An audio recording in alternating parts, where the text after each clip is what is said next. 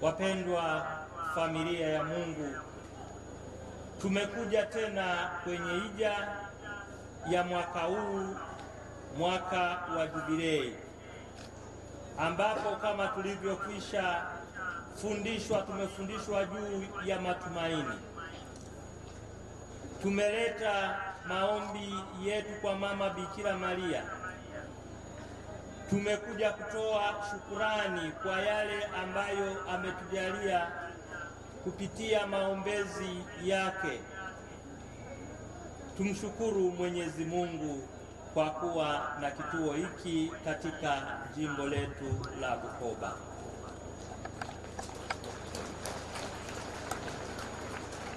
Mnaona kwamba kituo hiki ni hazina tulionayo. Tungekuwa tunakusanyikia wapi kama si kituo hiki ambacho waasisi wa jimbo letu la Bukoba waliona wakianzishe miaka hiyo ya 50. Tuwashukuru na kuwaombea hao wazee wetu ambao wametangulia.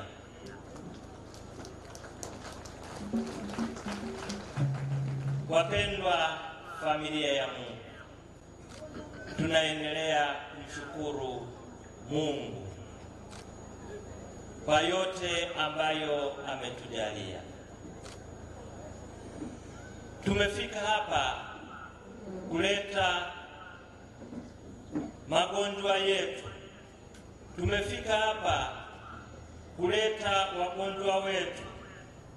Tumefika hapa kuleta udhaifu wetu binafsi wa roho na mwili. Tunaleta shida kutoka familia zetu na utume wetu. Pia tumekuja kuomba msamaha wa dhambi zetu kupitia maombezi ya Mama Bikira Maria.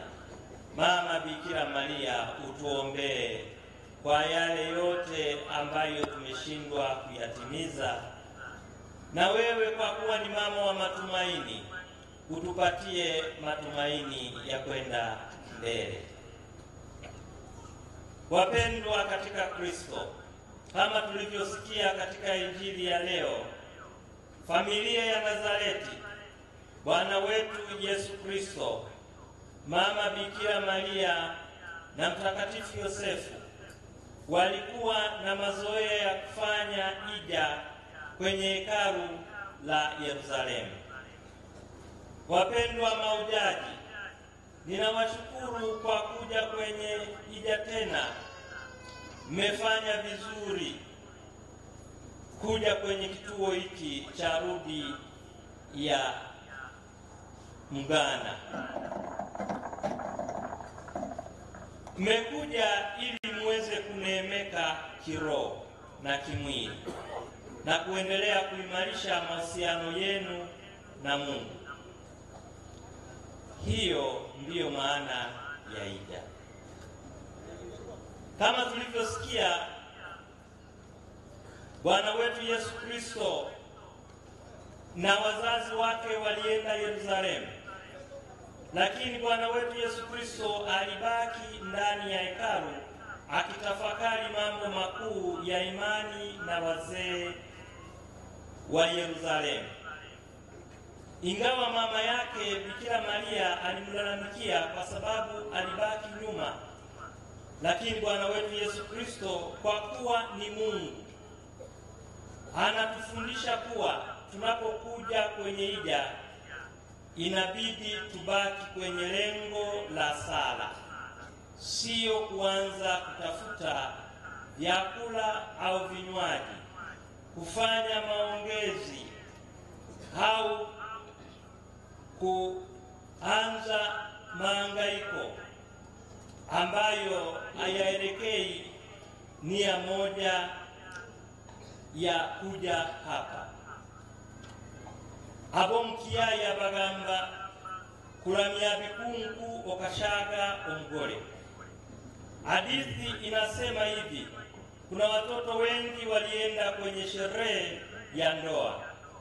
Mtoto mmoja alipomwona mgonjwa wa ukoma akashangaa, maana alikuwa hajawahi kumwona mkoma.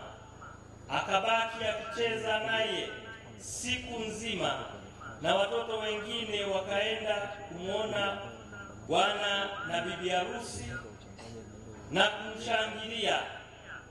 kuwashangilia bwana harusi na bibi harusi.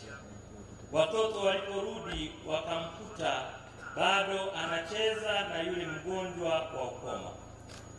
Ndipo wazee wetu wa zamani wakasema, okuramya bikunku okashaga ongole.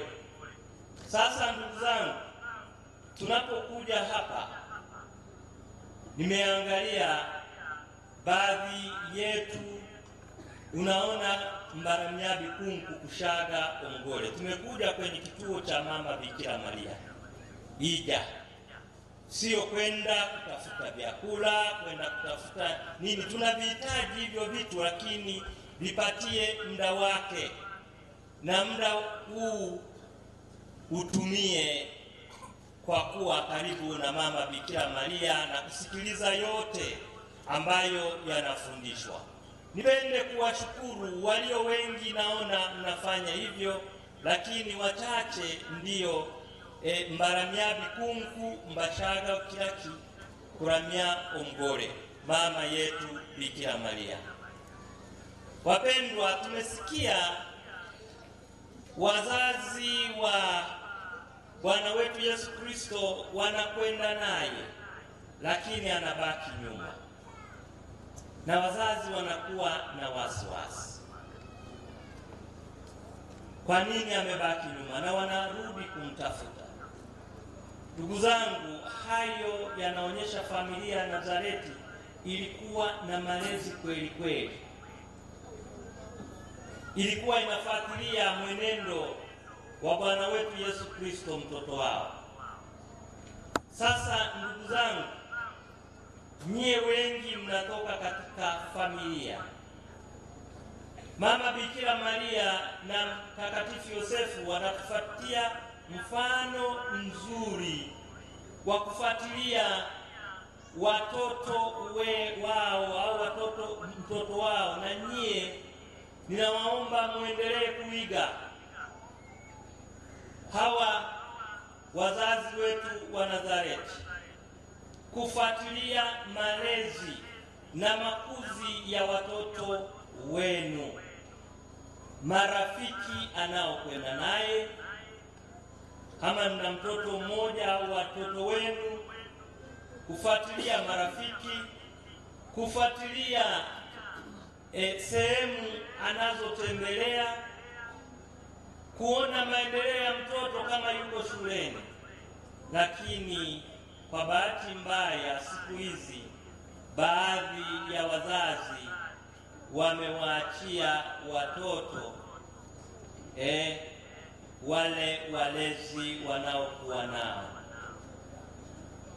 Ukumbuke kwamba kama haufuatilii, kama wazazi hawa Bwana wetu Yesu Kristo, unakuwa umeshindwa kutimiza wajibu wako.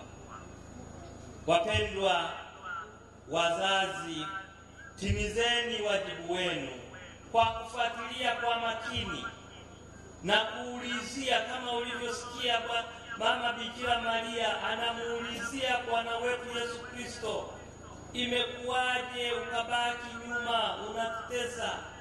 Fuatilia watoto wasije wakaanguka kwenye hawa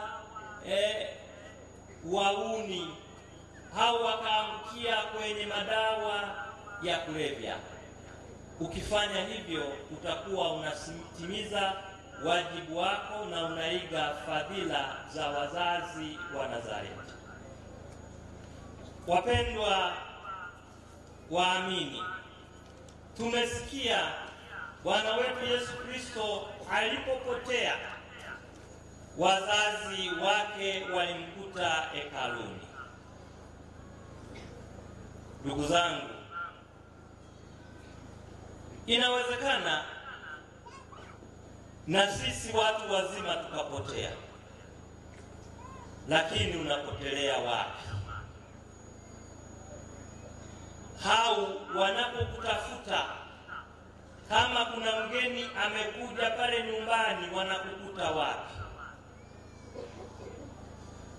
Mke wako anapokutafuta anakukuta wapi?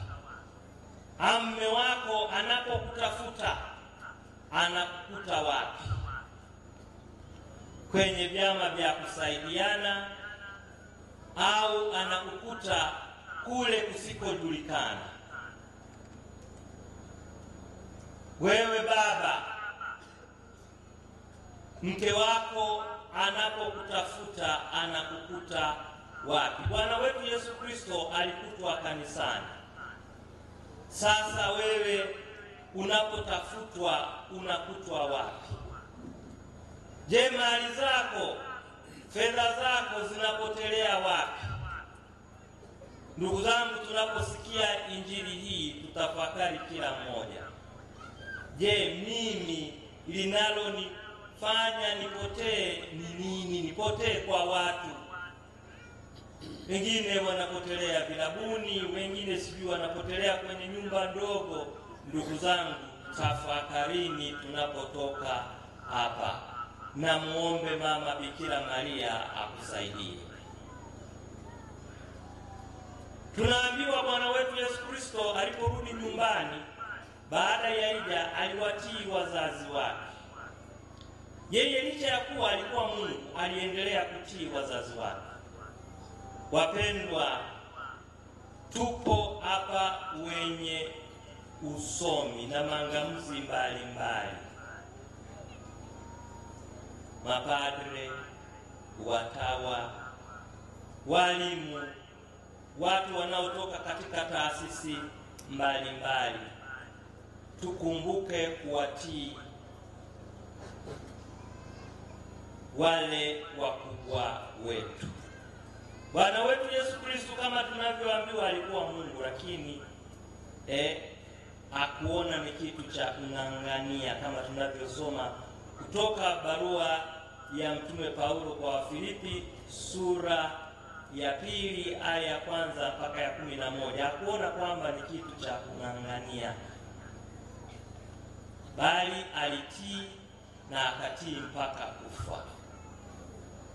Sasa ndugu zangu, sisi huenda tukawa na elimu au na mangamuzi makubwa, lakini tukumbuke mfano wa Bwana wetu Yesu Kristo ambaye anarudi nyumbani. Licha ya kwamba alikuwa Mungu, aliendelea kuwatii wakubwa wake.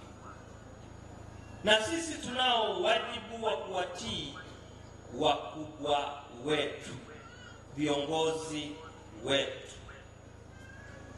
Naomba wapendwa mahujaji, tuwaombee hata viongozi wetu wanapotunga sheria, ziendane na sheria ile kuu ya Mungu, natural law. Mtuombee sisi tulio na wajibu wa kuongoza, tunapotunga sheria ziendane na sheria kuu ya Mungu na isiwe ya matashi yetu. Ziwe sheria za haki, ziwe sheria ambazo zinatuongoza kwenye ukweli. Na hili tuliombee hapa, tuombee sisi viongozi na tuwaombee viongozi wa kitaifa, viongozi wa taifa letu, wanapotunga sheria ziendane na matakwa ya Mwenyezi Mungu na sio matakwa yao wenyewe au ubinafsi wao. Wapendwa waamini, tumesikia Bwana wetu Yesu Kristo anaporudi kutoka hija anabadilika, anaendelea kukua katika hekima na kimo, akazidi kupendwa na Mungu na watu. Wapendwa taifa la Mungu, karibu tutamaliza hija yetu. Tumesikia mengi tangia jana usiku na leo asubuhi, tumesikia mengi. tumefundishwa ya kutosha, tumepewa dozi nzuri sana kutoka kwa wahubiri mahiri ambao wamekuja hapa. Ninawaomba na sisi tunapotoka hapa tubadilishe maisha yetu. Bwana wetu Yesu Kristo alibadilika katika kimo na hata katika makuzi yake, na sisi tunapotoka hapa tubadilike. Nyumbani kwako waone kwamba wewe umebadilika baada ya kuja huku hija. Pale unapofanya kazi waone kwamba umebadilika. Kila sehemu utakapokuwa waone kwamba umebadilika, kama Bwana wetu Yesu Kristo alipotoka hija alibadilika kimo na alibadilisha hata mwenendo wake, hata akaendelea kuwatii wakubwa wake. Kwa hiyo sisi tunapotoka hapa, ndugu zangu, sio tukasema kweli huyu alihubiri na huyu alisema hili na huyu alisema hili basi, lakini hakuna kitu chochote ambacho wewe unasema mwaka huu wa hija nimebadilika, ninataka kufanyia kazi kilema hiki nilicho nacho. Kama nilikuwa mzembe ninabadilika, kama nilikuwa mtu ambayo nina kiburi ninabadilika, hata kama mimi nilikuwa ni mrarushwa ninabadilika. Sasa naona umuhimu wa kutenda haki. Kama ni kiongozi unasema mimi nabadilika, naona umuhimu wa kutenda haki. Wapendwa waamini, tuombe Mama Bikira Maria, mama ambaye alikuwa na Bwana wetu Yesu Kristo, akamwona anabadilika, na sisi atuombee tuweze kubadilika. Mama Bikira Maria, mama wa wote, asanteni sana. Tumsifu Yesu Kristo.